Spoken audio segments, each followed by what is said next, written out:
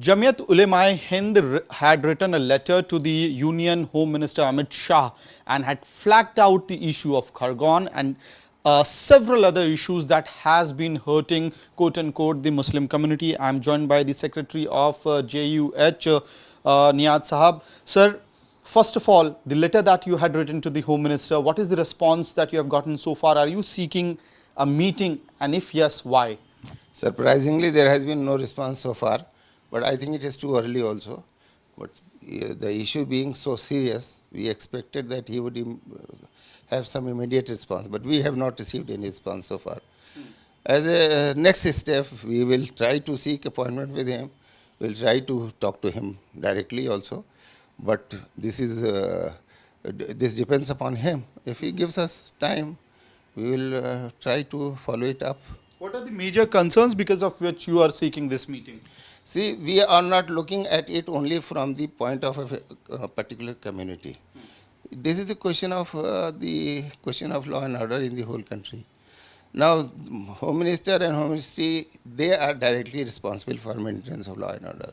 They are constitutionally responsible to protect the life of citizens and their property. Here, both are on attack.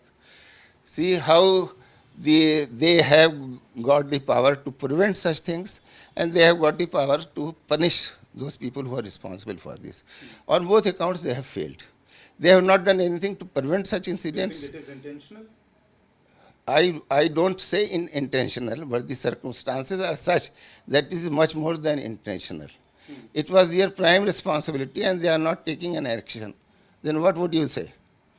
So, when you are saying they, what exactly do you mean, sir? exactly the Home Minister. We have written the letter directly to the Home Ministry asking them to intervene, because these incidents are taking one after other and no check is being applied by the authorities. Right. And this is their responsibility. They have got all the resources at their hand.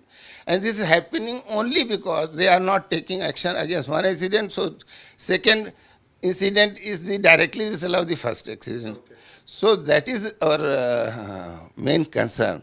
And this is not creating a problem for only for Muslim community. This is the problem for the whole country, our image in the whole international community. What the people are thinking about. We are the largest democracy in this world. We have got such a beautiful system of governance. We have got such a beautiful judiciary. And despite that, despite everything, they are not taking any action, so we are being made a laughing stock. Okay. So that is in the letter that you have sent to Union Home Minister Amit Shah, you have mentioned about Madhya Pradesh's Khargone incident. You have categorically said that properties of Muslims are being targeted and bulldozed and razed down. And you have also said that if these incidents are not stopped, it will lead to anarchy. Why are these arguments being made out? See first of all, the question of how to handle this situation, right? Now, the raising of houses and bulldozing houses, I don't think there is any provision in the whole of your criminal law whereby an accused can be punished by demolishing his house, right? You can arrest him, you can put him in jail, you can put a financial penalty on him. But in the whole criminal procedure, in criminal law, there is no provision. So you think the government is... So whatever government it is, I don't think this bulldozer strategy can be justified, right? It started from our UP Chief Minister. He was named as a bulldozer Chief Minister. Now other Chief Ministers are trying to follow in his steps, and they are also want to become a bulldozer Chief Minister. What can I do about it? We can only write to the Home Minister and we can protest against it. That's all that we...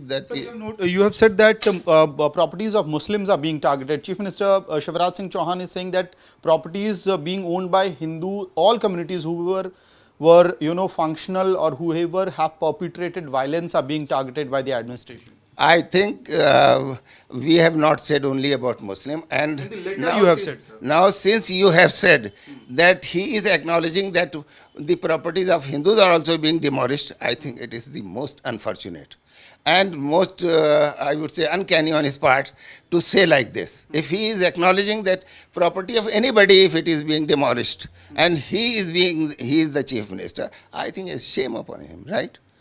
Nobody's house should be demolished or razed, whether it is Hindu or it is not. It is not. It is a question of Indian citizen. So we should look at the whole scenario from the point of the country, and that is our concern, not from the point of a Muslim, that a Muslim house is being raised or a Hindu house is being raised. House is a house, resident is a resident, whether Hindu or Muslim. Law should apply equally to everybody. Okay. One final question, sir. What we are seeing is that a chain of events with hijab controversy rolling over to halal controversy, and now you have controversy over azan. Karnataka, Maharashtra, and now in Aligarh, in Varanasi, people are claiming from specific organizations that they would be playing out Hanuman Chalisa at the time of azan. How do you see these events? Situation is really bad. One incident after every incident, but still, I am not so hopeless, right? By putting all these incidents, you are painting a very black picture of the country. I don't believe in this, and neither this organization believes in this. There are elements and there are people, they are trying to do this. And unfortunately, our government is not taking any action. But I think it is not so bad that we get hopeless and we try to. So do you think these are isolated incidents, or do you think there is some correlation? There is some correlation, but it is not so. I would say that the whole country is like this. It is not. Still, the majority of the people are sane. They are right-thinking people, and it is not being. Despite every effort that they have done, Hindu Muslims are still together, and they have not been able to separate them. And that is the silver lining in the whole issue.